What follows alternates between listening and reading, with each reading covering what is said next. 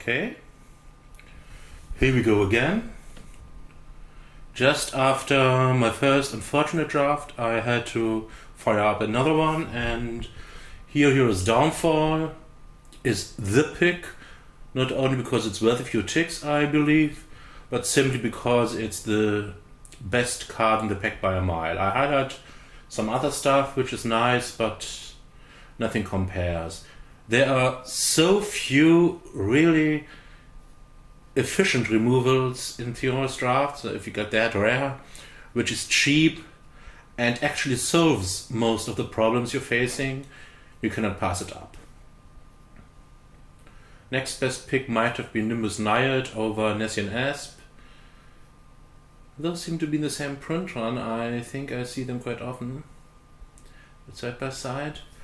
And Mogis Marauder leads to an interesting deck type. Horizon Chimera is good, but not that good, and it's 2-colored, so it wouldn't be a contention. Rage of Perforos isn't as good as Death Battle Raider. I stand to that, even if I lose against a 4/4 creature again. But Hero's Downfall it is, and that solves any Wingsteed Rider problems usually. But still there's a thing like Deckbuilding. Now, Curse of the Swine is another rare. You don't always have to pick the rare, but actually Curse of the Swine is pretty decent. It exiles the creatures, it does not just make them smaller. So counters come off, bestowed stuff comes off, all other arrows come off. And 2/2 is just so small in that format.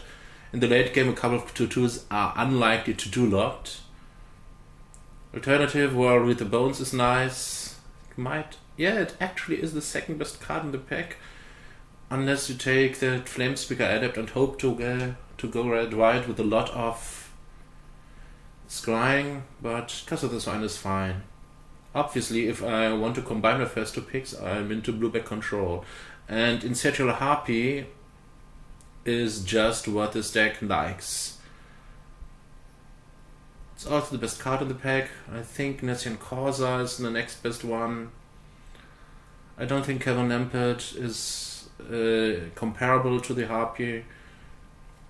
Con Crusader is nice if you're really, really focused, but not in that case. Okay, Temple for Abandon, I looked up, isn't actually worth a lot of ticks, and I can't use it, so, well, best card in the pack, probably Battlewise Veiler, or maybe even the Temple, depending on what you plan to do. Boon of Erebos is in black, which is a color I would like to play so far. Coastline Chimera isn't worse, but I have only one blue card, and Boon of Erebos is more valuable than the Chimera, because usually Control will find some 4-mana cards, 4-mana creatures to play, and another Chimera or Chimera. Well, there is another Chimera. I'm still not gonna take it. I will still not take it. I will take the Read the Bones instead, because Control needs to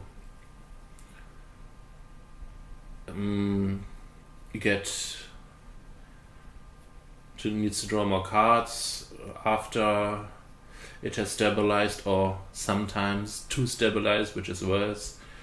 And maybe the Chimera will come back. Sentry of the Underworld is an interesting pick, but I think with the Bones it's not much worse, and I don't need to go into white for the Sentry. So there's a Vaporkin, which I will take over Dissolve even in a Control deck. God's Willing is really nice, but I don't think I'm going to go white here, and Vaporkin isn't a worse pick anyway. Thassa's Bounty is too expensive. Return Centaur or something I would only use in very focused black decks, or maybe in black-green, some kind of attrition deck where you get cards back from a graveyard. The Minotaur is not spectacular, it's good for Kervin. I will not end up taking it because I realize that it's still a bit too early to worry about my curve, and the Mnemonic Wall is something which a blue back deck always wants. I already have Hero's Downfall, Read the Bones, and Curse of the Swine, okay, and Boon of Erebos, and that's a lot of stuff that's worth getting back. So, Lean and Snarecaster and Chosen by Heliod are nice cards, but I have no reason not to go for the Scourge Mark.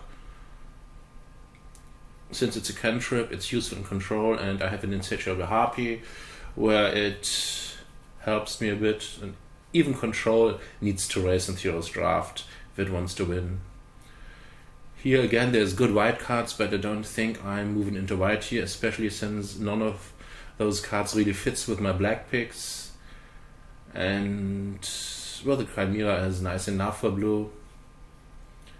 Scourge Mark number 2 is another option, but I don't think I took the Scourge Mark. No, obviously not. Yeah, Bronze Sable is a 2-drop. I'm always talking about curve, but I just don't think that I will have curve problems to take it, and if there's already a Mnemonic Wall in my pool, I will try out that Thassa's Bounty. If nothing else, it's good in a control mode, and since many people still draft slow decks, I want to have that. Stymetops is another nice card which might go into the deck or might come out from the sideboard, so I'm not taking a green card here. Priest of Iros or Iros, whatever, is the only playable here. And I'm taking Demolish because I actually want people to play Theros Warden if they believe they have to do so. I'm not fearing the Warden. And Demolish might become a sideboard option against me. You never know.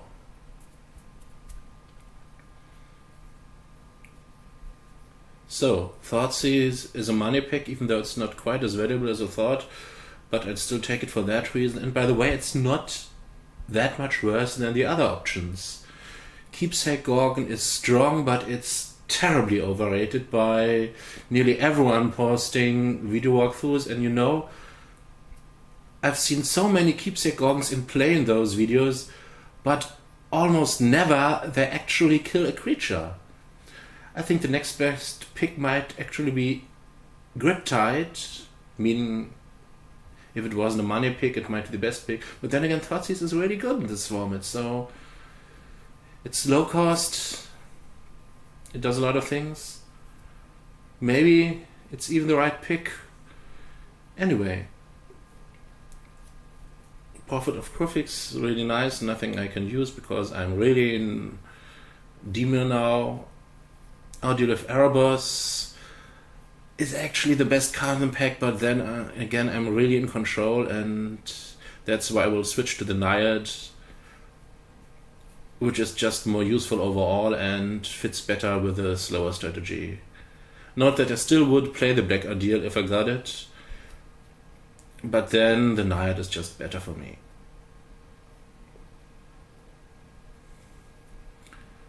So, Horizon Scholar. 6 mana. Morgus Marauder, not what my deck needs. Read the Bones. I don't think I want to second that early. If I happen to pick up one later, maybe I'll run it, but one is enough right now.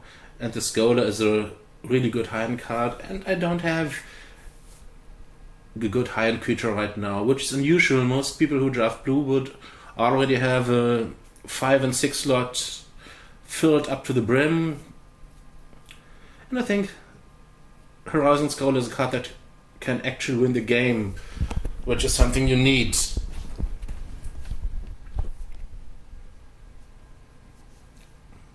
That's why I take it over maybe Coastal Chimera or With the Bones.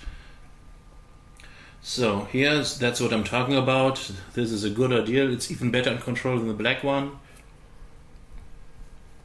And there's no reason not to take it, even though I don't have that many early targets to put it up. But that might change. And I'd sure take it over Fellite Minotaur. So, Pristine Chimera versus Sealog Monster. I think Chimera is better, full stop. Sealog Monster is a bigger wall and can go big in the late game, but the Chimera flies, and that's superior. So now, I think most people would go for the Shipwreck Singer here. But you see, Shipwreck Singer is actually a late game option. It costs mana. It's small by itself. It cannot block. It's not great as an attacker, even though it's nice with an ordeal. And Omen Speaker is just what a deck needs to set up. It helps surviving the early turns. It helps sorting out your cards. And I think it's underrated. I can see myself taking the Singer, which I already highlighted here, or already thought I would pick, but I decided for the Omen Speaker, and in hindsight I'm really glad I did. Omen Speaker might be the better pick overall. No kidding here. So that wasn't a spectacular pick. And now for the sideboard, I already have a Stymied Hope. Well, Viper's Kiss I might actually run main deck. It helps to survive the early game. So Flashmad Steed, I don't see myself using it. I pick up the game save for the sideboard. I believe I will be able to have enough early plays. Maybe I'm a bit too optimistic, but Flashmad Steed is just not what you want when you're on defense. It's something you sometimes have to run. Yeah, I'm not hate drafting here, I guess. I'll just take a second Scourge Mark and see where that leads me. Maybe it becomes useful. Not hating, Rage of Path was not hating, chosen by Heliod. And no need for a second Thassa's Bounty, but maybe a second Lost in the Labyrinth.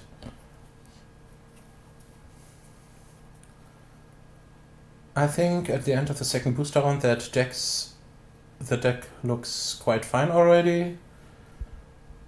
It still needs a few cards, obviously, but there's one more booster round to go. A few more small creatures, which help me, would be nice. Maybe another finisher, another removal. Bit card draw. Well, Flamecast Wheel is not a removal. It's an abomination, at least in that format.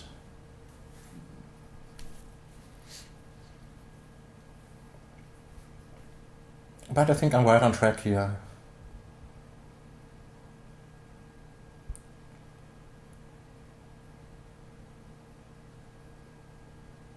So there's a rare in my colors, Psychic Intrusion, and I'm not interested. A much better card is Sea God's Revenge, but then it's not what I need most. I don't think I need to bounce for 6 mana. It's a great card, I would play it in an instant, but what I really need, and that's the point, taking what the deck needs, not what you want. What the deck needs is a Falca's Cure, to help him survive the early turns, to be a bit more interactive. In the later game, I think I can win without a revenge. To get into the late game, I need Falca's Cure here. Triton Tactics is immediately what stood out for me. That's why I marked it. But then I realized that I want Omen Speaker more. And by the way, at that point, I wasn't aware how great Omen Speaker is. And if you're not a tempo deck, which I'm not, Omen Speaker might just be the better pick. And I know how great Triton Tactics is, but Omen Speaker does everything. It's not really a dead draw in the late game, since Scry 2 is so powerful, and it's still a body which can jump. And it's just what you want on turn 2 against practically every deck. I go for the Omen Speaker here, and as I mentioned, I'm glad I did. But you see, I took some time. No, I didn't take any time here. Thassa's Emissary is just much better than everything else. I would have liked to have the Vaporkin, but since I'm not a tempo deck, there's no competition. Anyway, Emissary I guess is better. Well, there's another Emissary, but there's a better card in the pack, that's Griptide. I'm not taking Black Emissary over Griptide. I'm not sure I'd take any Emissary over Griptide, especially not in that deck with a Mnemonic Wall. So now what should it be? Another Thassa's Bounty? I don't think so. Fate Foretold? Maybe. Hate Pick? There's nothing I really need to hate. Maybe a Shredding Winds. But Fate Foretold is an innocent little card which makes the control deck tick, so That's what I'll go for. And once again faced with the choice between Shipwreck Singer and Omen Speaker. And I now warmed up to the idea of casting early Omen Speakers reliably. And I don't think I really need Shipwreck Singer. I know how devastating that card can be on the other side of the board in a stalled game, but I see myself winning once I'm out of the rough, and Omen Speaker gets me out of the rough. So once again, I take Omen Speaker over Shipwreck Singer. And right now I'm at the point where I think that is correct in general. So, fourth Omen Speaker, okay, would be nice, but Return Phoenix is a better blocker, and now that I have 3 Omen Speaker, I think I can go for it. Once again, there's a Triton Tactics, and once again, I think I should take it, but then I think again, no. The important thing is to survive to the late game, and I don't need Triton Tactics that much to do that. So, second boon of Erebos, third Scourge Mark. I'm taking a second boon of Erebos. Because sometimes then my phalanxes or even my own speakers can block and kill stuff that we're not supposed to block. Well, maybe I should have hated the Scourge of Theros, because I'm not the type of player who likes 2 Mnemonic Walls in a deck. Especially not in a fast format. Maybe the Bronze Sable is better to sideboard in if I need additional early game. I think that's what I do, yeah. Return Center is not in competition, and either I hate the Scholar or I take the Bronze Sable. I don't need a second wall. Well, what do I not have yet? I don't have a March of the Return, so I take that. Everything else was already in my pool, and there's a second Chimera, which I am thankful for. Take Apollo's Helm, which might kill me. And, well, there's a Benthic Giant. I hate Hexproof, but I think it's a bit too slow in this format. At least you can lose against it, but I don't like to put it into a deck.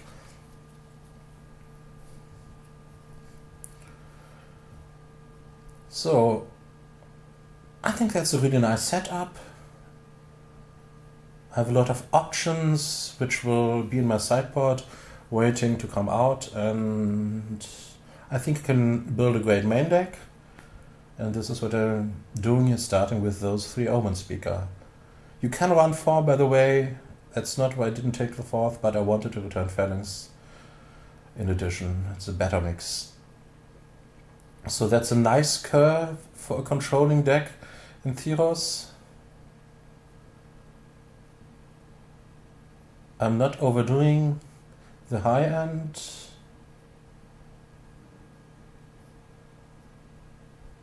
Yeah, those Omen Speakers are great. And that's enough creatures. I don't need the Bronze Sable.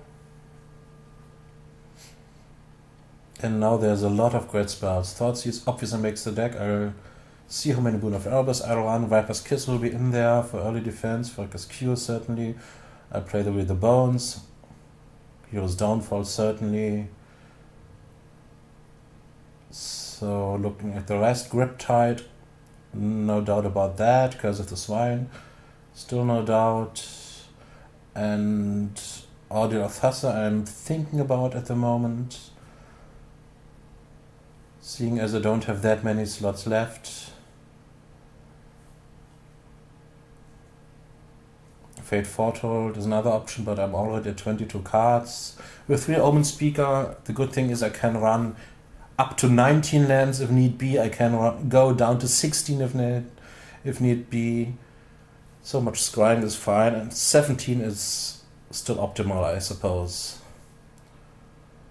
So Scourge Marks are also nice. A Scourge Mark on an Omen Speaker really can stop many aggressive decks in the early turns. Scourge Mark on Insatiate Harpy is great. Scourge Mark on Coastline Chimera is great. It's nothing to be underestimated. A card which replaces itself with a minor effect, that's nice in this format. If it's cheap enough, which is the case. So I'm still thinking at any time the Ordeal should now come into the deck, which is just a better card draw compared to Thassa's Bounty, but it does more than draw cards. It's a bit risky, of course, but it's just really strong. And even though it may look that way, I did not actually think that long if I would put it into the deck. But what else I would put into the deck? And you see, I decided for the Scourge Mark. I have one Boon of Erebos still as an interesting option. And now there is another Scourge Mark in the side, but there's a Fate Foretold. Lost in the Labyrinth is not unplayable. You can run Stymied Hope if you like. I don't think I want the Thassa's Bounty here. I already have Real the Bones and Mnemonic Wall.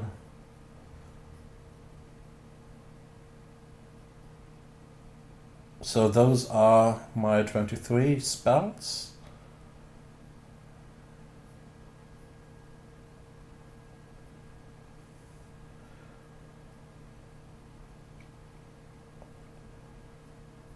I run one island more than Swamps, even though there's the Harpy, the Downfall, and the Cure. But if I have an early Omen Speaker, I'm likely to find a second Swamp, so I really want 9 islands in this deck, so that I will never have to mulligan a hand which contains an Omen Speaker unless it's all lands otherwise. And here we go. Really like that deck.